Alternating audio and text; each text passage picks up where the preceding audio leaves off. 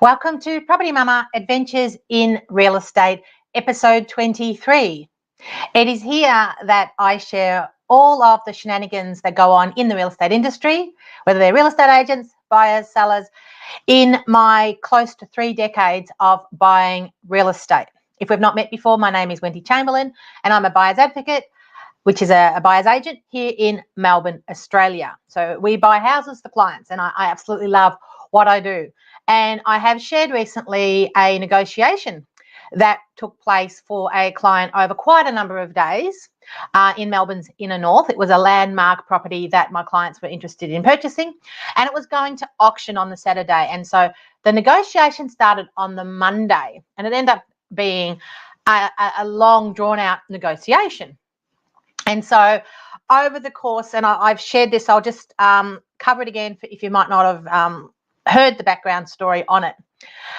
The real estate agent was so keen when we started talking to them to try to get an offer together. So as it turns out, the vendor lives interstate. So this was on the Monday that the negotiation started, and the auction was that Saturday, and so the vendor was going to have to fly down for the auction. So initially, at the start of the conversation, at the start of the negotiations with the real estate agent, they were alluding to the fact they had other buyers there, which is not unusual because oftentimes you're competing against other buyers. And through the course of the negotiation, which went on over a number of days, it became pretty clear to me that the agents didn't have anyone else. There was no other buyers there. So through the negotiations, the real estate agent was effectively sharing the things that they thought were important to try and get the deal done. And this is what I wanted to circle around to today to talk about on our episode, is knowing what is important to all parties as part of a negotiation. So the real estate agent had in his mind what he thought was going to be the things that were going to attract a buyer to buy this particular property. So the property, as I said, it's a landmark property in the area. It's heritage listed. It's a stunning property. It's the most beautiful property. And the purchasers that were now selling for their own reasons had undertaken or had started to undertake some renovation works on the property. I think it was going to be possibly a passion project, even a forever home for them, but they had a change of circumstance and they moved interstate. And so this property came up for sale. So they had gone down the path of talking to the necessary regulatory bodies around what they needed to do in order to stay inside of the parameters that were required under this heritage listing for this property. And anyone that's renovated before or had to speak to councils and these types of bodies knows that it can be quite a drawn out, long-winded process, that you have to abide by what they want, often to the point of having only choosing certain colours that they will allow you to paint your house. It can even go down to that kind of level for certain heritage colours, for example, if there's certain overlays over a property, which is not uncommon. And it is one of the things to look at on a contract. When you're looking at a property, if you're looking at an older style property, make sure you check the detail. And I say that about getting your contracts checked, because where there are heritage overlays, and you'll see it inside of a contract on the pages, often where there's got a map under the section 32, which is the vendor statement on a property that sits alongside the contract of sale here in Victoria, where you need to buy real estate. There will be maps, and often there's coloured pages where there's overlays of heritage. And so as also for flooding and all kinds of things. So again, get contracts checked. So, because it shows whether property's in a flood zone or not. Very important with how much insurance is these days, but I'm going to get back on track.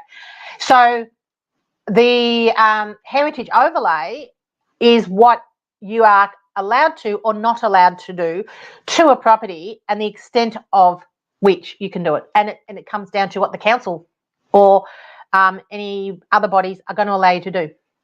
So very important to understand that. And if that kind of stuff is in a contract, make sure you get it checked before you sign the contract, because once you've signed the contract, it is too bad. You're buying the property as it is. And so these people that own this property had undertaken some bits and pieces and had been talking to architects around what they wanted. Now, it's a huge property and it had been rented out previously by these owners in two sections. One section was on a short stay, and I believe the other section was on long-term lease. It might have also been on short stay, but at least one was on short stay and the other one was on another type of lease. And so they had started to undertake these things, and they had obviously spent money with architects and engineers and had all this paperwork. So the real estate agent was trying to use that as leverage as part of the negotiations, insofar as he was saying, well, they've done this, so you don't have to do that. They've already paid for this. So as part of the negotiation, if you meet our terms X, Y, and Z, they will give you these things. So unfortunately for the real estate agent, he totally misread the room in relation to what was important in the negotiation for my client. So his job is to get the property sold for as much money as possible on the most favourable terms to his client, who is the vendor. My job is to get the property for the terms that are most favourable for my client. And so this is the argy-bargy that goes back and forth through a negotiation. And as I said, this went on over a number of days with back and forth with us making offers with terms and them counter offering and so forth. And the agent was totally missing the mark, because I remember there was a 45-minute conversation on the phone on the Tuesday with the real estate agent, with him rabbiting on about how they would be getting all of these plans and these architectural drawings and the engineering, and that they've done this and they've done that, and it's going to save them so much time and it's going to save them money. And I said, you're not listening. They don't care about that. That is not important to them.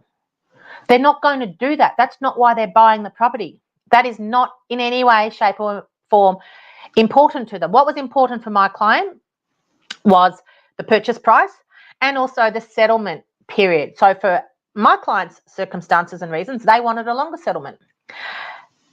The vendor wanted a shorter settlement. So this was the negotiation point that was going back and forth. And he kept throwing in all these things about all the work they'd done and things. And I'm going, it doesn't matter. That's not important to them. So when you are entering any negotiation to buy a piece of real estate, you must understand what is important to the vendor and what is important to your client, because they're going to form the basis of what is going to be the foundation of your offer, putting it forward. So let me give you another example that happened a few years ago for another client when we were looking to buy them a property. This was in the inner east of Melbourne, and the property was advertised for sale. It was going to auction, and the property was a Renault Delight. It had someone living in it, but it really wasn't up to modern standards. Like when I talk to clients and I'll ask, are you prepared to renovate? And it's like, how much? Because renovation can be, I'm just going to paint a wall, or I'm going to change out a handle on a kitchen. But otherwise, the kitchen is functional and the bathroom is functional. It may well have a pink bath. I've seen all colour baths in the old style. I've seen black, yellow, green, blue, pink, old style 1960s bathrooms, retro bathrooms. I've seen all kinds of colours of bathrooms. And they're functional. It just may not be to your modern taste, and then you may choose to renovate it immediately over time. But often part of the brief from a client is that it can be a little bit dated, but it needs to be livable. And something that is dated and livable can down the track have a renovation done to it if you choose to, which can add value to the property. But it's not unlivable right now. So this particular property, look, you could have lived in it, but it was really, really quite old. Now, it had been owned. The owner was 96, and she had lived in the property for 89 years. She basically was brought up there. And the property was being sold because she had been moved into care. She was now in a local nursing home. And the interesting thing about that is that when she was a little girl, she went to school at the property that is now the nursing home. So it was this really interesting full circle that what was the primary school when she was a little girl was now the like aged care facility when she was like an older lady. So that was interesting. So the property was being put on the market to be sold because she was 96 and for whatever reason, she was selling it. And it was being advertised by the real estate agent and it was going to auction. So my clients were looking for a property in the inner east of Melbourne, something that they could have as their forever home. They wanted a home that they could move into and they would renovate it before they moved into it and it would be their forever home. Now, also very interestingly, in this particular street, and it is in this whole suburb actually, there's been a lot of development and pretty much every single other house in this street had been developed either into townhouses or into little villa units. So when you drove down the street, there weren't really any of the original houses that were left. If there were houses, they'd had something built behind. So you had lots of flats and townhouses in this particular street. So you drive along and then I remember on the left-hand side, you had these two little houses, one of which was owned by this vendor. And there was a pigeon pair one next door, probably built by the same builder back in the day. And these two little houses were sitting side by side. They were the only ones in the street that hadn't been developed.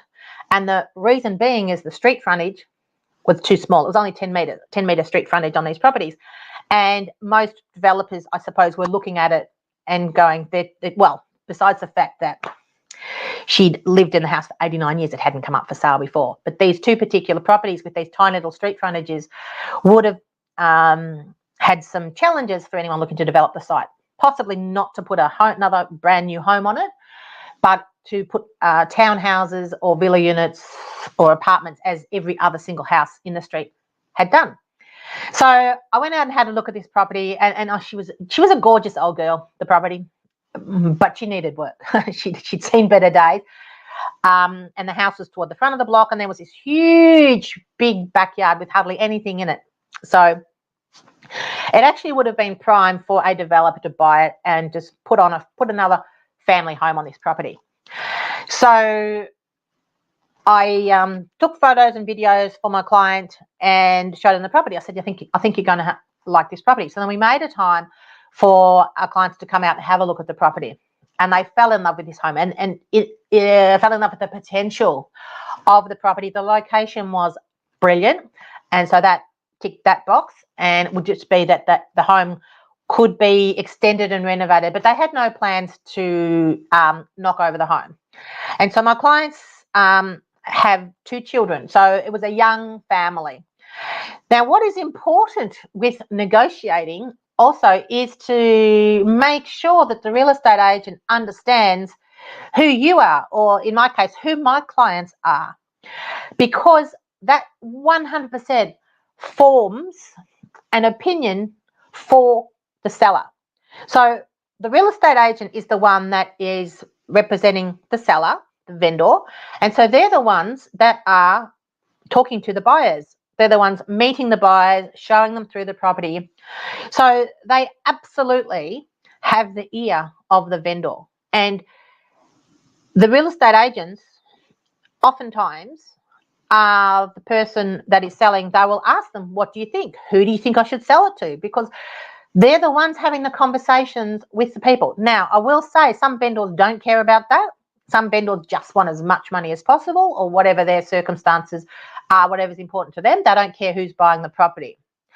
But oftentimes where you have buyers coming through a property where there are potential offers coming in, it is the real estate agent that is in the ear, or has the ear of the vendor, because the vendor has appointed a real estate agent whom they trust to get their property sold, so they will ask their opinion. That's just normal. That's just normal business. You'll ask the opinion of someone who's providing a service for you to see who should you go with. Just like if you were talking to let's say you were looking to bring on staff and it was a recruitment, you would talk to the recruiter about who do you think would be the great candidate once the interviews have happened. So it's a similar thing. So the real estate agents 100% have the ear of the vendor. So it is important that they understand about you and what you're intending to do with the property.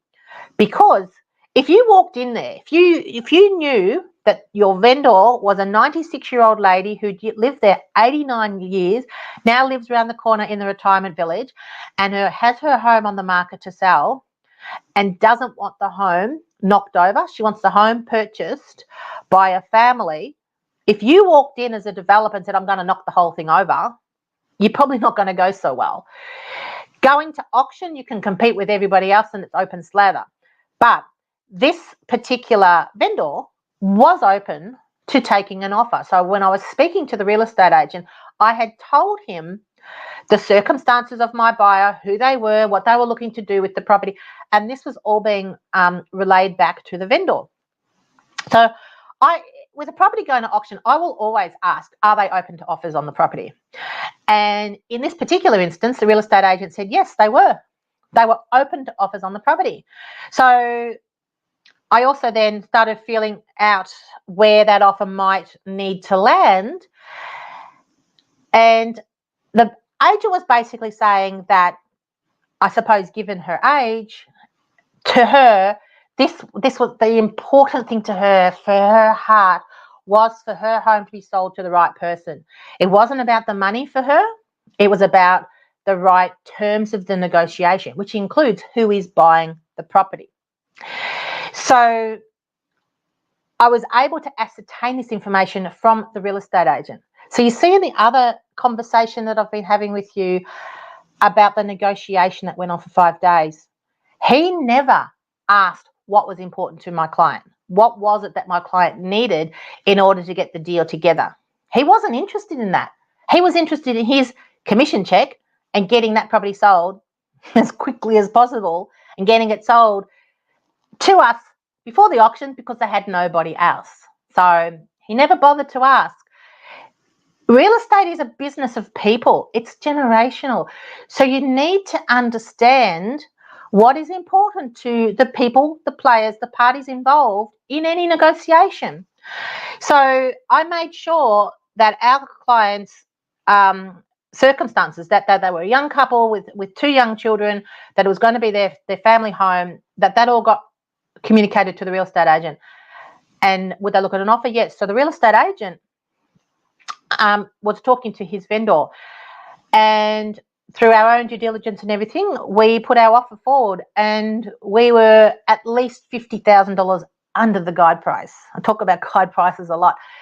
We were under the guide price because that's where we saw the value of it. I also knew that it was important to her, was not so much about the money, it was about who bought her property. So the agent had the conversation, and he came back and he said that she is prepared to sell it to our client before auction for the offer that we've made. And he said to me, his director was saying, what are you doing? We should send this to auction.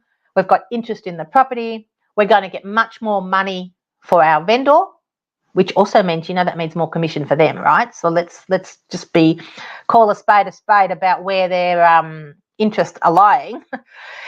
It's not always with the vendor, but to his credit, I'm talking about the director of this agency, but to his credit, the real estate agent that I was dealing with, he respected the wishes of his client. It was important for him that his client was happy. And he told the director, no, this is what my client wants. My client wants to sell her property to this young family, and she's going to take the offer, which, as I said, was $50,000 under the guide price. And I reckon if that property had gone to auction, I reckon we would have paid at least another $100,000 for that property. But through my conversations and developing that relationship with the real estate agent, and him respecting his client and her wishes, and me communicating the wishes of our client, we were able to get a negotiation done and a deal done that suited and helped all parties involved.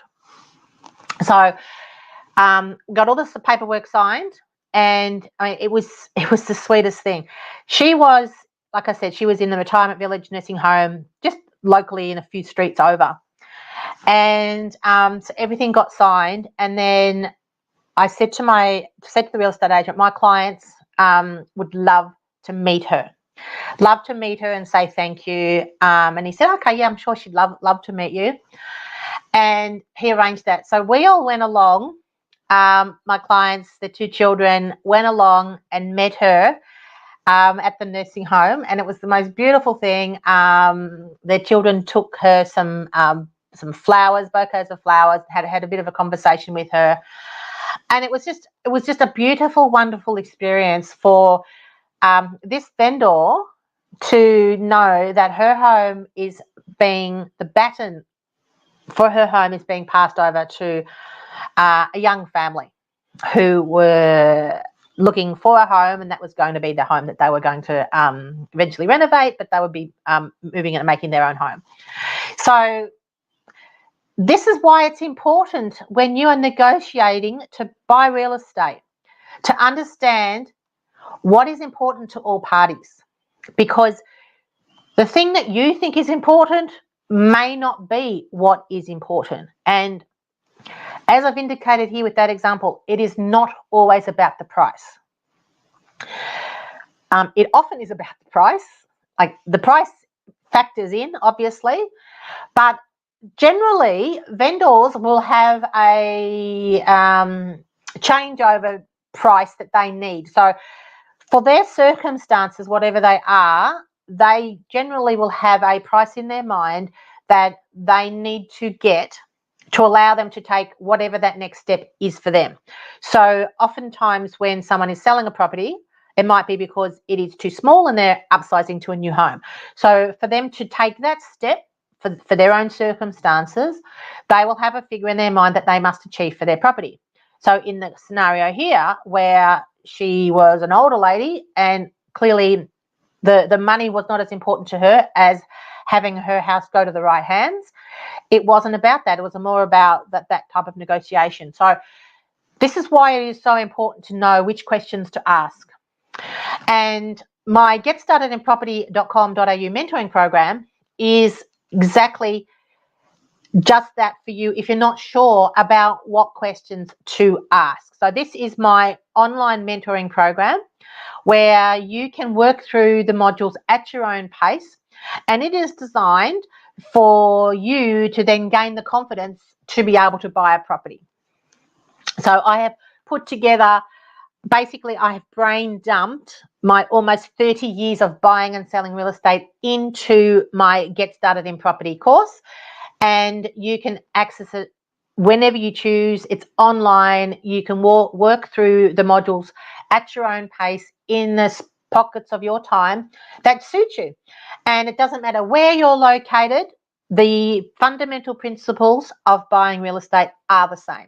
There will be individual laws where you might be buying, but the principles, the strategies all remain the same. So for example, if you're not confident talking to a real estate agent, don't want to feel silly because you don't know what you're doing, we've put together scripts for you so you know exactly what to ask the real estate agent to get the information that you need in order to decide whether or not you wish to proceed and buy that property.